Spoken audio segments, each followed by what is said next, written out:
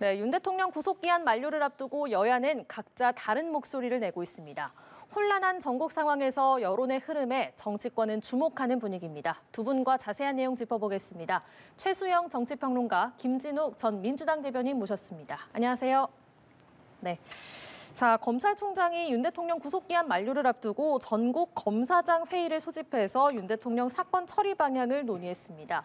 여야 반응은 엇갈리고 있는데요. 우선 여당은 검찰을 향해서 무리한 기소는 생각하지 말라, 대통령을 즉시 석방하고 경찰로 사건을 돌려보내야 한다고 했습니다. 어떻게 평가하십니까? 처음부터 이게 왜 꼬였냐면 말이죠. 내란죄 수사권이 없는 공수처가 이 사건을 수사하면서부터 문제가 꼬인 겁니다. 이게 가장 깔끔하려고 했으면은 처음부터 경찰이 수사를 하고 내란죄 수사권이 있으니까요. 두 번째, 검찰이 이 사건을 그러면 넘겨받아가지고 그다음에 송치를 받아서 그다음에 검찰이 필요한 영장들은 서울중앙지법에 청구를 하고 그 결과에 따라서 검찰이 이제 여기에 대해서 보완 수사를 한 다음에 기소 여부를 결정했으면 이 네 단계를 거쳤으면은 뭐 누구도 시비를 못 거는 사안이었어요. 근데 아무도 아무런 조사도 제대로 하지 못하는 공수처가 이거를 거의 2주 가까이 이렇게 끌다가 이걸 완전히 꼬이게 만든 거죠. 그러다가 지금 검찰이 법원에 보완 수사권을 우리가 보완하겠다고 냈는데 바로 영장 법원이 기각하지 않았습니까? 자, 그럼 검찰 입장에서는 선택지가 없어요. 그러면 이제 빨리 이제 대통령 내보내놓아서 불구속 상태에서 기소를 해서 재판을 진행하든가 아니면 구속기간을 연장해서 뭐 해야 되는데 제가 보기에 검찰도 수사권이 없어요. 예. 그럼 이거 어떻게 됩니까? 그러니까 자꾸 검찰이 보완 수사권을 가지고 또 자꾸 이 영장을 구속기간을 자꾸 연장시키겠다고 법원에 해봐야 벌써 2번이나 했기 때문에 앞으로 가능성이 없어요. 그렇다면 이제 깔끔합니다.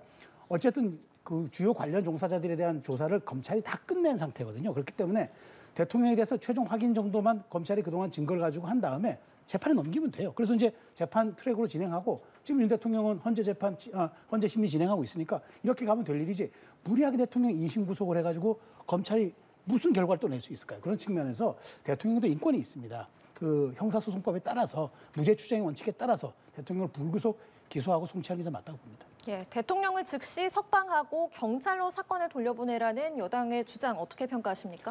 그 이제 여당에서의 일방적인 주장에 불과하다라고 보여지고요. 지금 12.3 비상계엄 내란 사태에 관련되어 있는 중요 임무 종사자들이 다 모두가 구속 기소되어 있고 재판에 넘겨져 있는데 윤석열 대통령에게 지금 묻고 있는 이 혐의는 내란 우두머리, 내란 수괴죄 아닙니까? 그렇다면 가장 핵심적인 역할을 했던 윤석열 대통령에 대해서 구속 기소를 반대한다. 이것은 국민의힘이 결국은 윤석열 대통령의 12.3 비상계엄을 지지하는 것이다. 이렇게 해석할 수밖에 없는 것이고요.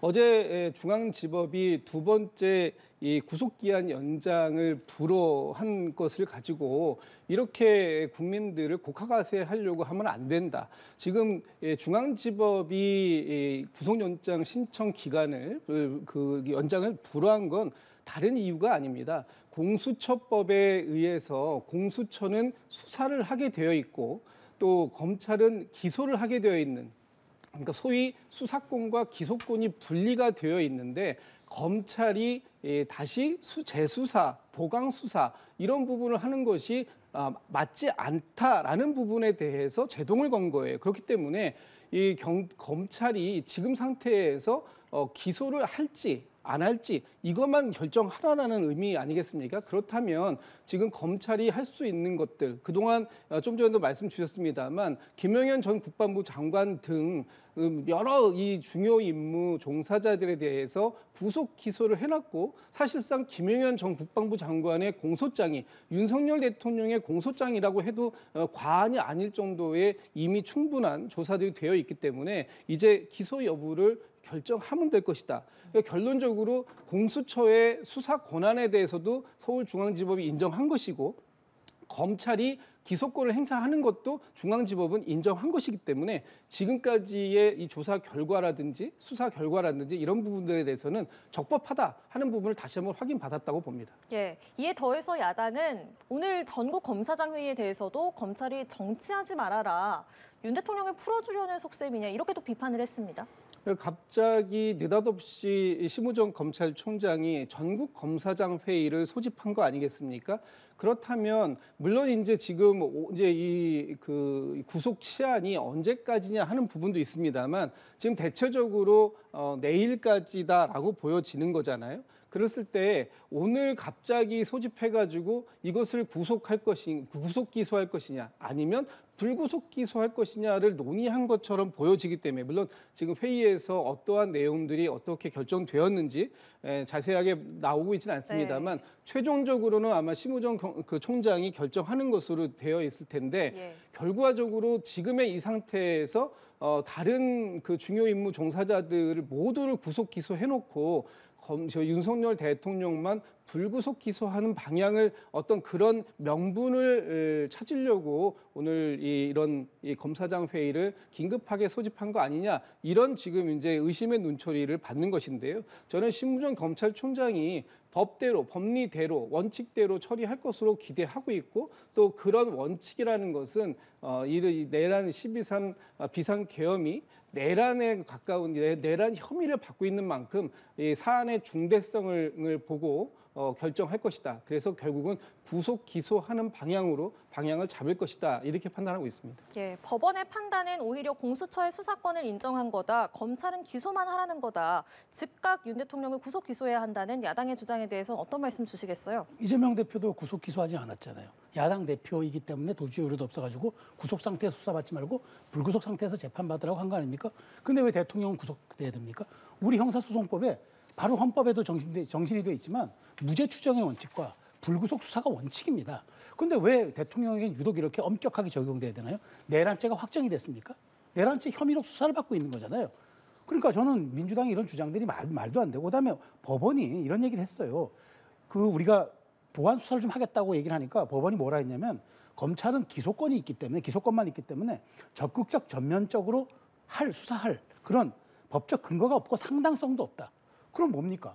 그 영장을 법원이 발부해줬다는 걸 서부지법이 발부해줬다는 걸 공수처나 뭐 민주당은 신주단식 받들듯이 하면서 왜 중앙지법이 이렇게 여기에 대해서 이렇게 설명한 거는 왜 인정하지 않습니까? 법원에 서부지방 법원만 법원이고 중앙지법은 법원이 아닙니까? 똑같아요. 그렇기 때문에 이렇게 왜 차등적으로 대통령에게 가혹하게 적용돼야 되는가 설명이 안 되는 거예요. 그러니까 대통령 재판 받아야죠. 내란 혐의 수사 받아야죠. 근데 불구속 상태로 수사하라는 거예요. 불구속 상태에 수사하면은 뭐 증거가 어디로 달아납니까? 아니면 있던 증거가 사라집니까? 대통령의 인신만 자유로운 상태에서 받는 거예요. 이미 증거가 다 확보됐다는 것 아닙니까? 그 주요 관련 종사자들의 혐의, 김진욱 대변인 말씀처럼 이미 다 확정돼가지고 이미 재판에 넘어갔어요.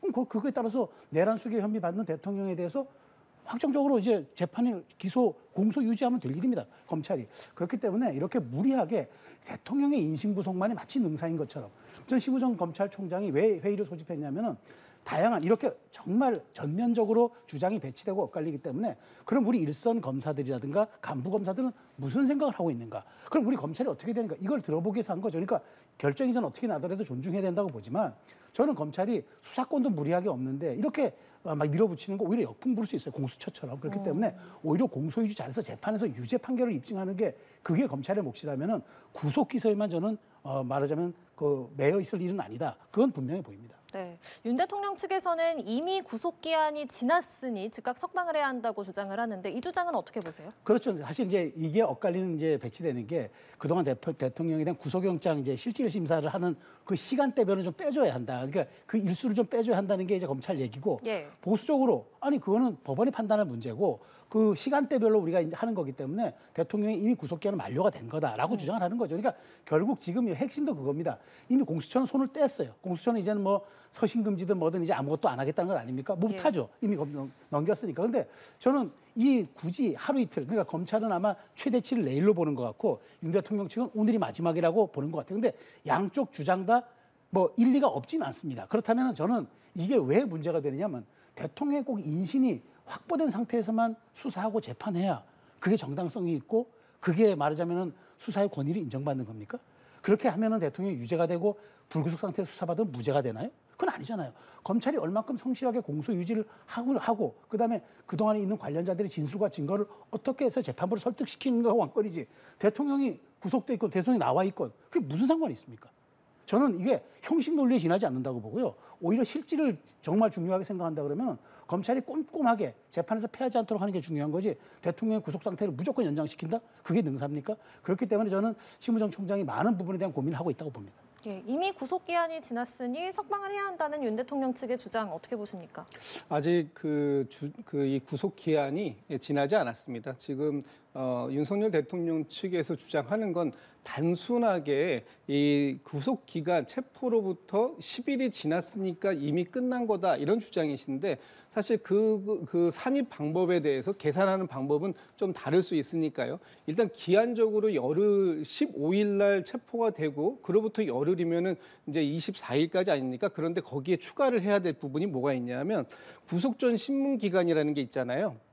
그걸 저 법원에다가 이제 그 서류를 보내고 그다음에 그것이 법원으로부터 돌아오는 데까지 3일이 있습니다. 또 한 가지는 지난번에 체포 적부심을 신청했기 때문에 네. 그것도 한 10시간 30분 정도의 시간을 이미 이 서류가 법원으로 갔다가 다시 돌려받는 데까지 한 10시간 30분 정도의 시간이 있었기 때문에 그런 모든 것들을 다 더하면 27일 자정 또는 최대 28일 오전 10시 반까지라는 계산도 나오는 상황입니다. 그렇기 때문에 이미 도과가 됐다라는 얘기는 지금 이 윤석열 대통령 측의 일방적인 주장이다라고 보여지고 제가 한 말씀만 좀 덧붙이면 지난번에 이 중앙지법에서 구속영장을 발부했던 사유가 증거인멸 아니겠습니까? 그렇다면 지금도 여전히 증거인멸의 가능성은 남아있다. 그리고 가장 핵심적이라고 하는 이 대통령과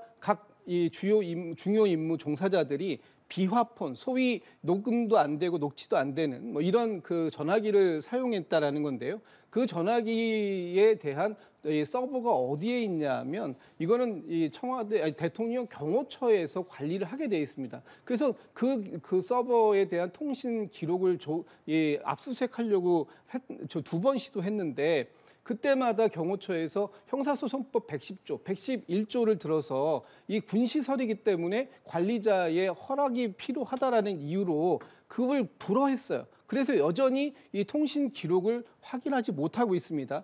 가장 중요한 스모킹건이 될 수 있는 이 기록을 여전히 대통령 경호처에서 막고 있다. 이런 부분들이 대통령이 만약에 불구속 상태로 나가게 되면 이제는 막는 정도를 떠나서 이 기록들을 은폐하거나 아니면 인멸할 수 있는 가능성 이런 부분들이 남아있기 때문에 여전히 대통령에 대한 구속 필요성은 존재한다 이렇게 보는 것입니다. 네, 다른 트랙에서는 헌법재판소의 탄핵 심판도 진행이 되고 있는데요. 국민의힘에서 문영배 헌법재판소장 권한대행의 공정성에 관해서 의문을 제기하고 있습니다. 이재명 민주당 대표와의 친분이 있기 때문에 회피 신청을 해야 한다 이런 주장도 나오고 있습니다. 저는 단순히 이제 이게 친분 관계 방점이 있다고 생각하지 않아요.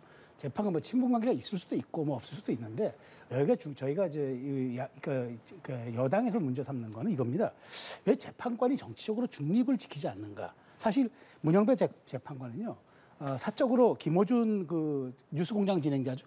그 말하자면 좌진영의 거의 제일 큰 빅스피커라고 하는 김어준 씨에 대해서 팔로우도 하고 있고 이재명 대표와는 또 맞팔로우 하고 있어요. 이른바 우리 SNS 상에서.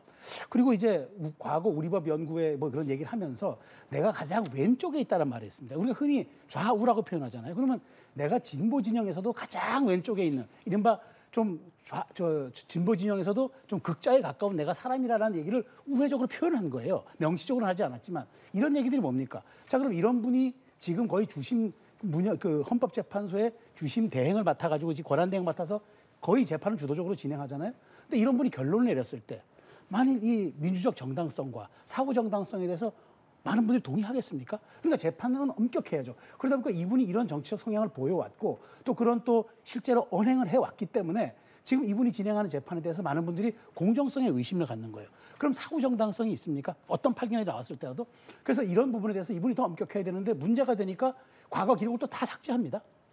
이런 점들이 오히려 더 의혹을 사는 거예요. 왜 당당하지 않습니까? 그리고 처음부터 그럼 나는 여기에 대해서 전혀 내가 편향되면서 공정하게 진행하겠다고 선언을 하고 대국민으로 어떤 방식으로든 또 약속을 하든가 해야 되는데 지금 하는 걸 보면은 굉장히 많은 분들이 좀 의아해할 그런 부분도 좀 보인단 말이에요. 그렇기 때문에 지금 전선 단순히 뭐 이게 뭐 개인적 친분이다. 이거는 사실은 오히려 본질을 전부 이거 호도하는 거고요. 이분이 갖고 있는 원래 재판관은 엄정한 정치적 중립성이 있어야 되는데 이분이 평소 그런 언행을 보이지 않았다는 게 문제라는 거지. 개인적인 친분이야 왜 없겠습니까? 그런데 중요한 건 이분이 이런 데 대해서 아무런 코멘트도 하지 않고 그냥 지금 주심을 이끌고 있다는 거. 이게 저는 가장 큰 문제라고 보고요. 별로 논란이 되기 전에 과거에 뭐 있었던 그런 기록들을 삭제하는 게 중요한 게 아니라 내가 정말 엄정하게 이 탄핵 심리를 진행하겠다는 걸 대국민 선언을 하든가 어떤 식으로든 저는 그거 보여주고 거기에 대한 국민의 신뢰를 회복하는 게 우선인 거지 과거 있는 기록들 지운다고 그게 사라집니까? 저는 오히려 더 큰 오해를 받는다고 생각합니다. 예, 문영배 권한대행이 정치적 중립을 지키지 않는다는 여당의 주장에 대해서 민주당은 어떻게 바라보고 계세요? 전혀 동의할 수 없는 주장을 넘어서서 선전선동에 가까운 그런 말씀들을 지금 하고 계신다.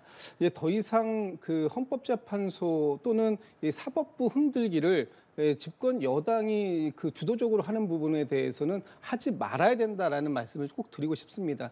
지금 문영배 그 지금 권한 대행과 이재명 대표와의 이 과거 사시 동기라든지 뭐 연수원 동기라든지 뭐 이런 거 여러 가지를 주장하는 걸 넘어서서 권성동 원내대표가 이 문영배 재판관이 이재명 대표의 상가집에도 가고 뭐 조의금도 냈다라고 주장을 하다가 그렇지 않다라고 헌법재판소에서 공식적으로 발표를 하니까 내가 잘못 들은 것 같다 이런 식으로 이제 또 얘기를 합니다. 그러고 나서 지금 이 윤석열 대통령의 변호인들 또는 김영현 전 국방부 장관의 변호인들이 헌법재판관들을 공격을 하는데 그 도가 너무 지나치다. 이미 그 선을 넘었다라고 보여지는데 김영현 변호인들은 이렇게 얘기해요. 헌법재판관을 갖다가 좌익 빨갱이라고 공격을 하질 않나. 윤석열 변호인은 헌법재판소가 아니라 난타기관이다. 이렇게 공격을 합니다. 지금 최종적으로 이 헌법에 대한 해석의 권위를 만들고 가지고 가고 있는 헌법재판소를 이렇게 공격하고 흔드는 목적 딱 하나 아니겠습니까? 윤석열 대통령에 대한 이 탄핵 소추안이 이것이 심리가 인용이 되더라도 이것을 불복하겠다라는 지금 밑자락을 깔고 있는 거다. 그렇지 않고서는 지금 윤석열 대통령의 탄핵 심리 지나고 나서 다른 헌법재판에 대한 모든 이 권위를 이렇게까지 무너뜨리려고 하거나 또는 헌법재판소 그리고 서부지법에다가 어떤 이 종북, 좌익 이런 빨갱이 이런 세계의 색깔론을 칠하는 행위가 우리의 지금 법치주의를 무너뜨리는 수준을 넘어서고 있다. 저는 그런 말씀을 드리려고 하고요. 지금 그 집권 여당이 윤석열 대통령 구하는 데에만 그 혈안이 될 것이 아니라 앞으로 대한민국의 법치주의를 어디까지 무너뜨리고 끌고 갈 것인지에 대해서 진지한 고민과 성찰이 필요한 시점이다. 이런 말씀도 드리고 싶습니다. 예, 민주당 얘기도 해보겠습니다. 최근에 민주당 이재명 대표가 분배 대신 성장을 강조하면서 좀 대선 행보에 속도가 붙었다 이런 분석이 나오고 있습니다. 하지만 최근에 여론조사에서는 여권 지지율이 상승을 하고 있고 그리고 당내에서는 비명계 움직임도 이어지고 있거든요. 지금 뭐 이제 조기 대선 국면으로 어느 정도 이제 진행이 돼가고 있는 것이다. 국면이 이제 전환되고 있는 것이다라는 이제 분위기가 있는 것 같습니다. 어제 갤럽 조사 같은 경우를 보면 뭐 제가 구체적인 숫자는 말씀드리지 않겠습니다만 지금 보수나 진보가 거의 비슷하게 그 박빙의 그 지지율이 나오고 있고요. 이런 상황 속에서 국민의힘에서는 뭐 지금 상승세가 약간 좀 주춤하는 것이고 또 민주당에서는 하락세가 좀 주춤하는 그런 모습들을 보여주고 있습니다. 근데 지금 이재명 대표가 행보하는 것들을 지금 어떻게 보면 조기 대선 국면에서 대선 활동을 하고 있는 거냐 이렇게 보는 분들도 계시는데 사실은 지금 이제 제1야당으로서 그동안 야당이 뭘 보여줬느냐 이 12.3 비상계엄 사태 속에서 가장 다수석을 가지고 있는 야당이 어느 정도의 역할을 보여줬느냐 안정감을 보여줬느냐 국정의 운영 능력을 보여줬느냐 하는 부분에 있어서 저희들이 이제 이재명 대표의 최근 활동을 통해서 그런 부분들을 지금 이제 보여드리고 있는 중이라고 보여지고요. 어쨌든 민주당에 대한 기대감에 대해서는 조금 더 저희도 더 열심히 노력해야 되는 부분도 있습니다만 지금의 그 여론 추이가 사실 뭐 앞으로 있을 조기 대선 국면과 연동될지는 모르겠습니다만 어쨌든 조기 대선 국면에서는 민주당이 아주 압도적으로 우위를 점하는 그런 그 선거는 아닐 것이다. 대선은 여야가 초박빙의 승부, 지난 2022년에 0.73% 차이의 승부가 펼쳐졌듯이 이번 조기 대선 국면이 벌어진다 하더라도 1% 이내에서의 초박빙 승부가 될 수밖에 없음을 지금의 현재 여론 추이가 보여주고 있는 것이 아닌가 이렇게 해석됩니다. 예, 여론조사에 대한 질문은 잠시 후에 드리겠고요. 먼저 최수영 평론가께서는 이재명 대표의 행보와 그리고 민주당 상황 어떻게 바라보고 계십니까? 이재명 대표의 정말 위기는요. 사법 리스크가 아닙니다. 저는 신뢰 리스크라고 봅니다. 급하니까 말을 바꿉니다. 기본소득 얘기해놓고 자기의 정체성이라고 얘기해놓고 지금은 또 성장이 우선이라고 얘기하고 정부의 그 이제 구호를 갖다 쓰면서 고양이 잡는데 쥐 잡는데 그게 검은 고양이든 흰 고양이든 흑묘 백묘 얘기하면서 덩샤오핑 실용을 강조합니다. 언제부터 이렇게 이재명 대표가 유연해졌습니까? 지지율이 떨어지니까 유연해지는 겁니다. 그럼 그 유연함을 믿습니까 사람들이? 사람들이 평소 잘 나갈 때 더 실용적이고 말하자면 본인의 정체성을 좀 더 유연하게 해야지 지지율 떨어지니까 뭐든지 하겠다라고 얘기하면은 이게 한미 관계에서 그러면 쉐쉐쉐쉐 하다가 중국 얘기하다가 한미동맹 강화하겠다면 누가 정체성을 믿겠습니까? 똑같습니다. 그러니까 이재명 대표는 그 말에 신뢰의 문제가 있는 거예요. 그리고 생각에도 문제가 있는 거고. 그러니까 그러다 보니까 많은 분들이 얘기합니다. 이재명 대표의 말은 진심인가? 그리고 이제 실제로 이재명 대표의 말을 그렇게 하는데 민주당은 아직도 포퓰리즘적인 법안들도 남발합니다. 대표의 말과 민주당 행동이 다릅니다. 이건 또 무슨 이건 불합치입니까? 그런 측면에서 이재명 대표의 위기는 오히려 사법 리스크가 아니라 신뢰의 리스크다. 메신저가 저렇게 국민으로부터 신뢰받지 못하는데 어떤 말을 쏟아낸들 그게 무슨 국민에게 설득이 되고 전달이 되겠습니까? 저는 민주당 이재명 대표가 급하면 급할수록 저런 말하자면은 본인의 정체성과 본인의 정치 철학을 하루아침에 이부자리 뒤집듯이 하는 행동들 더 할 겁니다. 그럴 때마다 오히려 저는 민주당의 위기감은 더 깊어질 거고 이재명 대표의 신뢰는 더 떨어질 겁니다. 이재명 대표가 지금 중요한 거는 본인의 정체성을 바로 세우는 것과 그다음에 그것을 민주당과 함께 하는 것, 앞뒤 다른 얘기 하는 것 아닌 것 이런 것들도 신경 쓰는 게 맞습니다. 예, 여론조사들 추이를 보면요. 차기 지도자 선호도를 놓고 보면 이재명 대표가 앞서가는 가운데 갤럽 조사에서는 여권 잠룡 7명의 선호도를 모두 합친 것보다 높았습니다. 다만 다른 조사에서는 양자 대결에서 이 대표와 대등한 레이스를 펼치는 여당 주자도 나왔거든요. 이런 현상은 어떻게 분석하고 계십니까? 아마 이제 지금 그 국민들께서는 사실상의 조기 대선 국면으로 들어간 것이다. 그렇게 봤을 때 아까 제가 좀 전에도 말씀을 드렸습니다만 어차피 양자 대결로 갈 경우에는 보수 진보 1대1의 대결이기 때문에 굉장히 초박빙의 승부를 펼칠 수밖에 없다라는 것들이 지금의 여론의 이제 어떤 추이로 나타나고 있는 것 같고요. 예. 특히 이제 그 중에서 국민의힘에서 김문수 후보의 약진세가 좀 눈에 좀 두드러지게 나타나고 있지 않습니까? 네. 이런 거는 아마 지금 국민의힘이 보여주고 있는 모습 또는 그거는 그 윤석열 대통령이 보여주고 있는 모습하고 이 맥을 같이 한다 이렇게 보여지고 있습니다.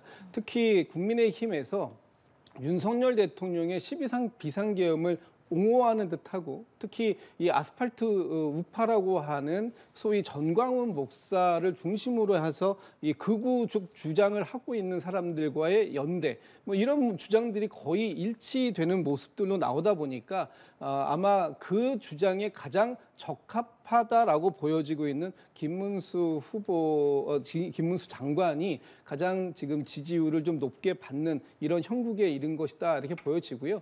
어찌됐든 이 국민의힘에 대해서는 국민의힘 내에서도 아마 많은 논쟁이 이제 조만간에 생길 것이다. 왜냐하면 이 극우라고 하고 있는 그쪽을 대표하고 있는 김문수 장관이 과연 중도의 확장성이 있느냐. 또 그런 반대적으로 보면 이재명 대표에게도 똑같은 질문을 하고 있지 않습니까? 이재명 대표가 가장 그 높은 견고한 지지율 30% 이상의 지지율을 받고 있지만 과연 이재명 대표도 중도의 확장성을 갖고 있느냐 하는 부분에 있어서 지적을 받는 것과 같이 빛은 맥이 닿는 그런 모습들을 보여줄 것이다. 이렇게 전망해 봅니다. 예, 같은 질문 드리겠습니다.